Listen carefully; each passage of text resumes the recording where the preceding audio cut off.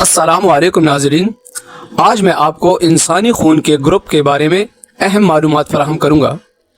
انسانی خون ایک پیچیدہ سیال یعنی پلازما ہے جو پورے جسم میں آکسیجن، غذائی اجزاء، فضلہ اور مدافعاتی خلیوں کے لیے ایک اہم ٹرانسپورٹ سسٹم کے طور پر کام کرتا ہے۔ یہ پلازما خون کے سرخ خلیات، سفید خلیات اور پلیٹلیٹس پر مشتمل ہوتا ہے۔ ایک اوسط انسان کے جسم میں تقریباً 5 لیٹر خون ہوتا ہے۔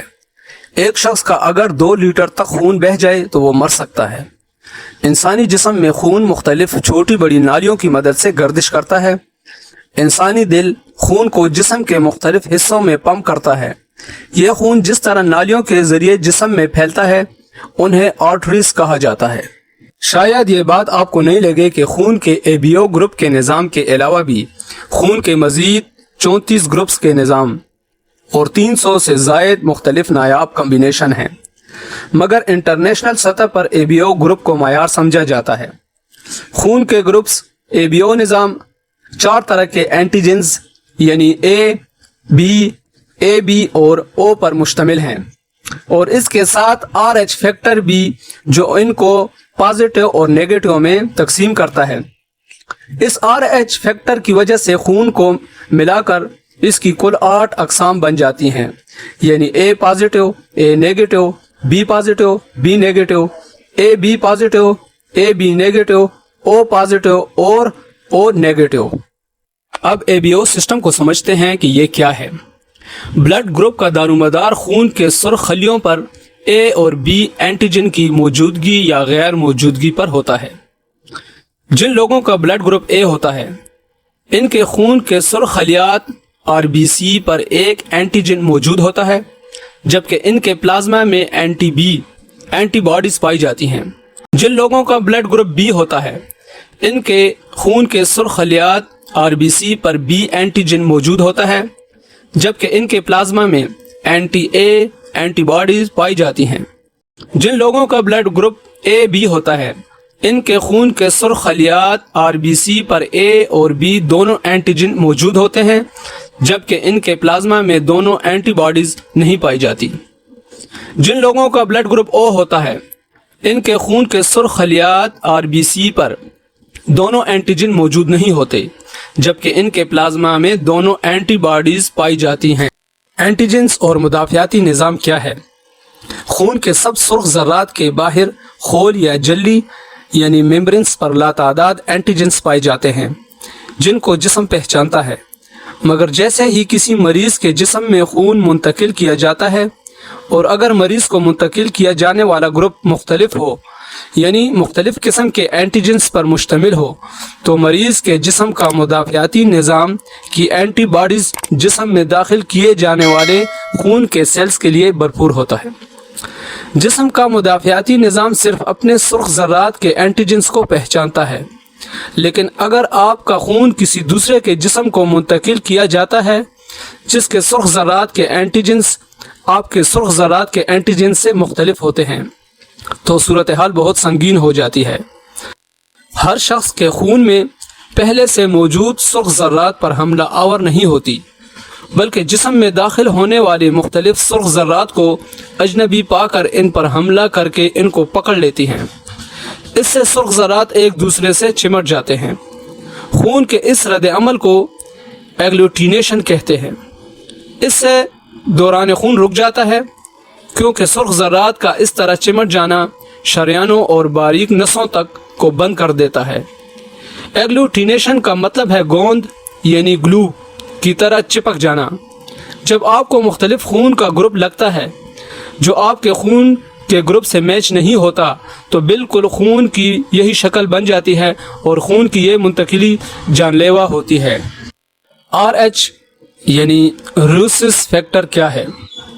ہر انسانی خون کے سرخ ذرات کو اینٹیجنز کی بنیاد پر گروپس ABO میں تقسیم کرنے کے ساتھ ساتھ اس کے خون میں ایک خاص پروٹین RH موجود ہوتا ہے، یا پھر یہ RH پروٹین نہیں پایا جاتا، جس سے اس خون کو پازیٹیو یا نیگیٹیو قسم کا قرار دیا جاتا ہے۔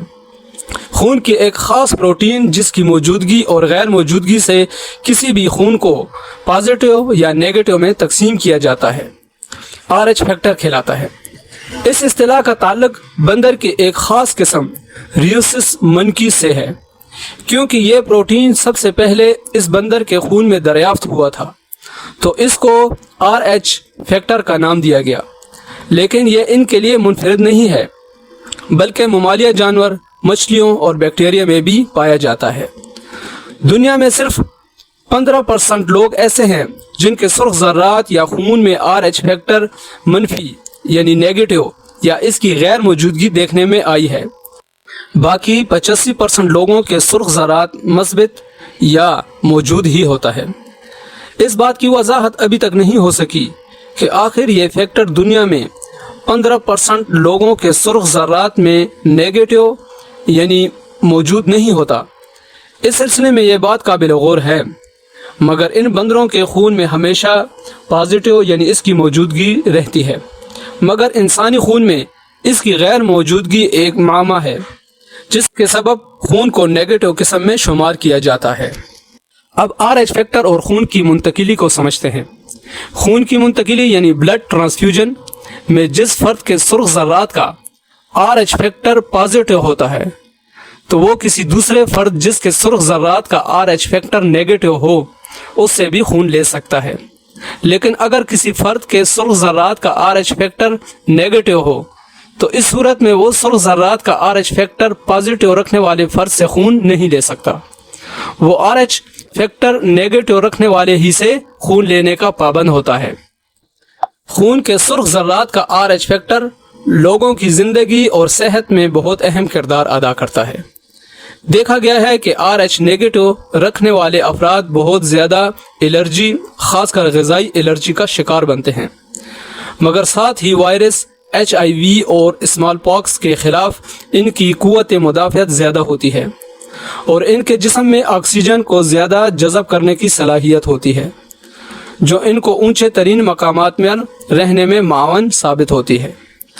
Blood group O RH negative کے حامل افراد کو یونیورسل ڈونر کہا جاتا ہے کیونکہ ان کا خون کسی بھی ABO قسم کا خون کے رکھنے والے فرد کو دیا جا سکتا ہے۔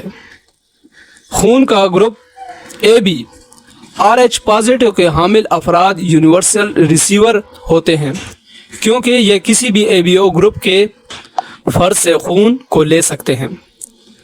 اب یہ بات راز نہیں رہی، خواتین کے خون کی وجہ سے کافی ریئیکشن ہو چکے ہیں۔ اس وجہ سے ریڈ کراس تنظیم اب زیادہ تر صرف مردوں کا خون ہی حاصل کر کے خون کی منتقلی میں استعمال کرتی ہے۔ خون کو محفوظ رکھنے کے لیے ان کے اجزاء کو علیحدہ علیحدہ کر دیا جاتا ہے۔ خون کی کلیکشن کرنے والی انٹرنیشنل تنظیمیں خون کے سرخ ذرات کو ریفریجریٹر میں 6 ہفتے، پلازما کو فریزر میں 1 سال اور پلیٹلیٹس کو صرف 5 دن تک محفوظ رکھ سکتی ہے۔ یہ تھی آج کی اہم معلومات۔ مزید معلوماتی ویڈیو کے لیے ہمارے چینل TMS طارق پر وزٹ کریں۔ والسلام۔